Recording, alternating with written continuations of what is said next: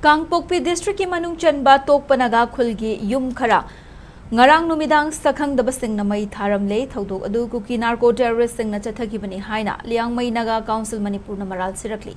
thokriba thodok adu gi matangda SKTV news na fangba pau amagi matung ina Ngarang Numidang pung 12 rom tarakpa aduaida Sakhangdaba khutlai paiba Shingna Kangpokpi district ki manung chanba tumnau pokpi thangal khul ga naknana leiba Tokpa Naga Khulda changlak khul adugi yum mapan rom mai thadok lambani hairi ahing athengba fawba mai chakliba yum sing adu kan bangam khide adubu thangal Naga Khul gi miyoi khara mafam aduda changsilaktuna mai chakpa adu kannana ba hotnaki maduda yum anidi ka hena amang ata thokpadagi kanbangam ki loinana yum kharadi tangoi tana chaki hairi nakalamaromda yum mai tharambagi thawung adu kuki narco terrorist singna chathakibani haina liangmai Naga Council Manipur na maral sirakli thodok adugi matangda council asina thadorak pacherolamana hai